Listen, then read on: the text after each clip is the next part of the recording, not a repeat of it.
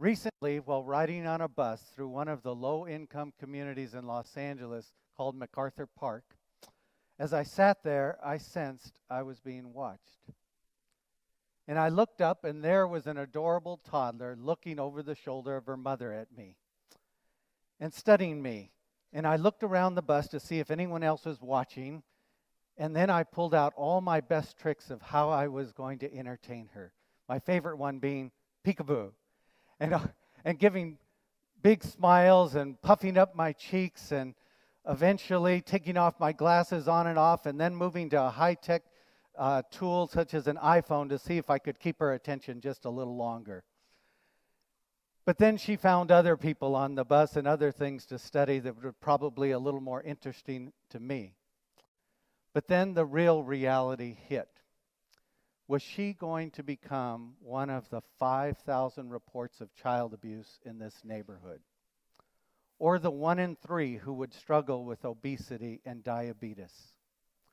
Or the 1 in 2 who wouldn't graduate from high school and her life would be at great risk of poverty, jail, and homelessness? It doesn't have to be this way. Many of these social ills are preventable, and we can do it without significantly more dollars or more organizations. We just need to think in a different way. My career in Children's Bureau have been dedicated to saving children's lives from abuse and neglect. And 5 years ago, a few of us sat around a table and wondered out loud, how could we prevent many of the social ills that rob a child of their future? What would it look like?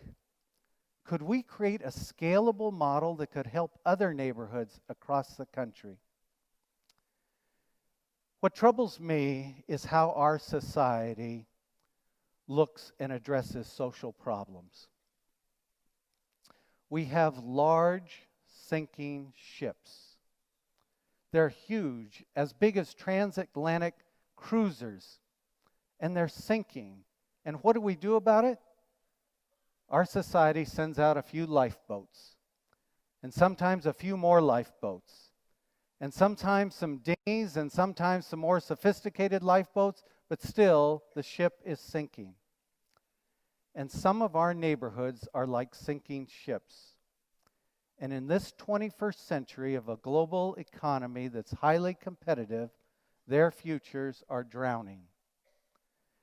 And the lifeboats we send out are services that come after children and youth are seriously damaged and falling behind.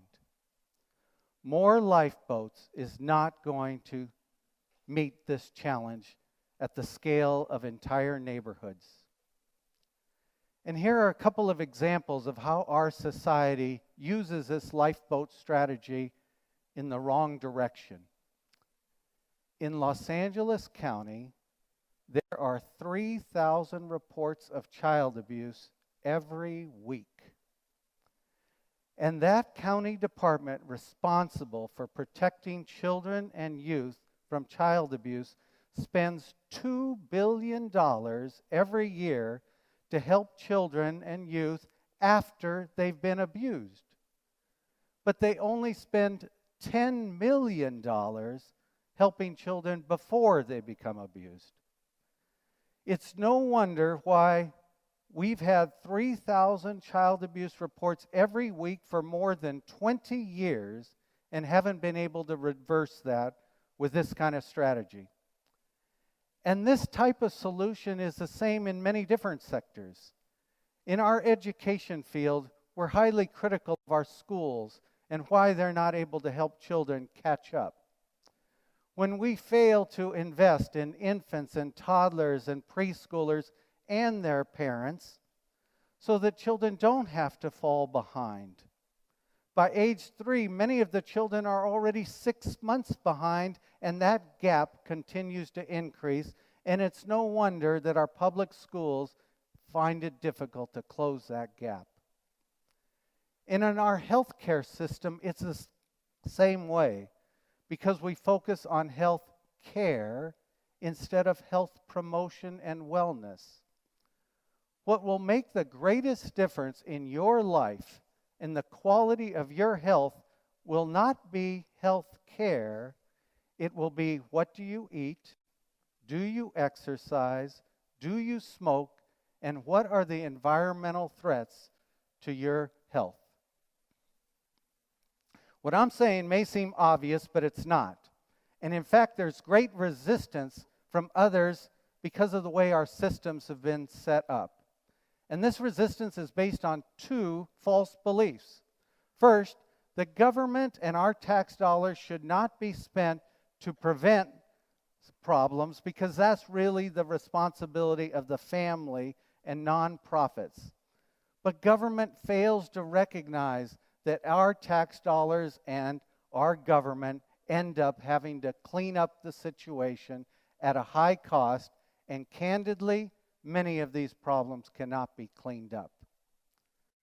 The second false belief is that when we see some parents and worry about how they're raising the children, the solution that we come up with is one to replace parents with services. We can't recognize the fact that there's no way we can afford to replace a parent with services, and we can't do it in the first place. For the last 5 years, we've tried to do and approach our work very differently. And this is not just increasing the amount of after-the-fact social services and interventions. It's working in a new way. And we think this new way can help other communities across the country. And we look to parents and neighbors and youth and nonprofits and government, the faith community and for-profits, to work in a different way to help our neighborhoods stay afloat rather than sending out lifeboats to rescue a few who are sinking. And our new way is not creating a program or a network of services or a new center. It's a social movement. Hashtag big idea. And it's something that we have been working on now and working in some of the most vulnerable communities in Los Angeles. And 5 years ago, we launched our initiative to create our ideal community, where organizations and parents come together to help all the 35,000 children living in a dozen of the highest risk neighborhoods in LA to assure their health, their education, the quality of nurturing parenting, and economic stability that they will receive. And there are three components that make this social movement work. First, organizations behaving in a different kind of way. Second, volunteer community members. And third, leadership that's acting in a new way to hold all this together. We have a constellation of 75 nonprofit, faith-based, government, and for-profit organizations working together in a new way, where some of the institutions and organizations that are involved are a bank, child development centers, schools, job training, health clinics, legal services, all working to make sure that no matter how a person enters one of the organizations, they're connected to all the other organizations should they need them. So even if a person is coming into one of our financial institutions, they're connected to organizations that help them with their health, education, and economic stability and parenting. Some important examples of this are when the organizations not only work at coordination, but they work at providing more than just services. They go beyond by helping residents be socially connected. And instead of just providing services, they create learning opportunities so that the community is able to have opportunities to learn about budgeting or about their tenant rights or learn about the new brain science, or how to parent with empathy. And the organizations also give encouragement to people so that they can develop their personal resiliency to hang in there when times are tough, as they are now. An example of this is a bank. When after the teller helps the customer open up a bank account, the bank says, you know, our bank is also part of a community network that's here to be a resource to you and your family. So let us know if we can be of help. And I want to ask you one question. Are you connected to a community group, or would you like to be? Those are unusual words for a bank teller to be asking, but that's the new way that we're trying to behave. And our organizations are also measuring and evaluating how we're doing. We measure comprehensive child and youth outcomes, measure the behavior of parents and the behavior of the organizations, and we share this information with the organizations and with the residents in the community so we can work together to improve. That's why we call ourselves a learning network.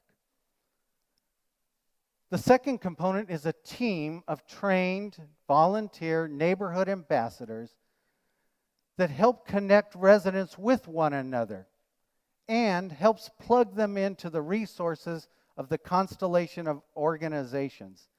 This is critical because isolation and lack of resources compromise a family's success. And importantly, the community ambassadors also motivate families to volunteer. Everything from leading a play and learn group to cleanup campaigns to babysitting for one another. A couple of examples are, we recently had 14 parents graduate from their training, and now they are starting play and learn groups for infants and toddlers and their parents in the neighborhood. And what's more, they're not just leading these groups, they're recruiting families to participate in them. And Rebecca is another example. She has 3 children living in a difficult marriage. She's overwhelmed. And one of the neighborhood community ambassadors knew of her situation, invited her to participate in opportunities to learn in some of the organizations where she learned about parenting, family practices, learned how to create a social support system for herself, learned the importance of having a positive attitude. With that, she rebuilt her family, strengthened it, and today she is now a neighborhood ambassador helping other families. And the third component is a new kind of leadership. Not the old kind of leadership that's based on ego. Did you know that almost anything can be accomplished if an individual's ego and an organization's ego doesn't get in the way?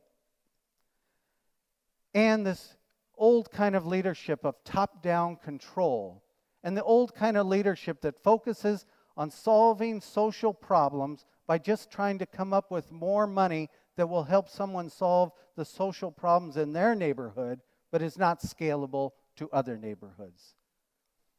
The new kind of leadership looks at synergy. It looks for better alignment of what we have.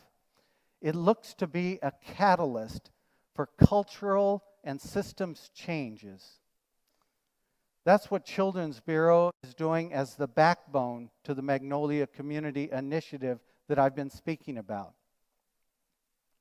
And we're doing this in partnership with 3 other organizations. Here's how this social movement looks. Here we have the neighborhood of 500 blocks, a dozen neighborhoods there, 35,000 children, and 100,000 people in population, one of the most densely populated neighborhoods in the entire country. And we have multiple hubs in the community that allow families to more easily access them. One of the hubs is a Catholic parish that has 10,000 parishioners. Another is an elementary school and family centers. Then we have the 75 organizations that are distributed throughout the neighborhoods, helping to connect people in new ways and provide learning opportunities as well as services. Then we're connected to 100 community groups that are already in existence, working to improve the community, as well as these community groups can tell others about the existence of the community initiative to be a resource for them. And then we want to have 500 neighborhood ambassadors that are volunteering on every block of the 500 blocks. Today we have 50, but we're working to grow those to more. Then we have the families themselves that help create the social movement. This is how we create a social movement to ensure that our vulnerable neighborhoods are buoyant and staying afloat instead of using a solution where we are going to have to send out more lifeboats. Yes, this is ambitious. In this era of limited government dollars and limited philanthropy, it's also essential. And you can help by asking disruptive questions in your community. Here are the questions you can ask. Are we just sending out more lifeboats? Is there a way to help the passengers on the ship repair their ship? Can we find new ways to help neighborhoods that are vulnerable stay afloat instead of just sending out more lifeboats? The work of the Magnolia Community Initiative is being felt across this country, with 7 other cities taking some of the learning and replicating that into their own practice to better their communities. With your help, by asking disruptive questions, we can lift entire neighborhoods and their children and youth out of danger and into success. Thank you very much.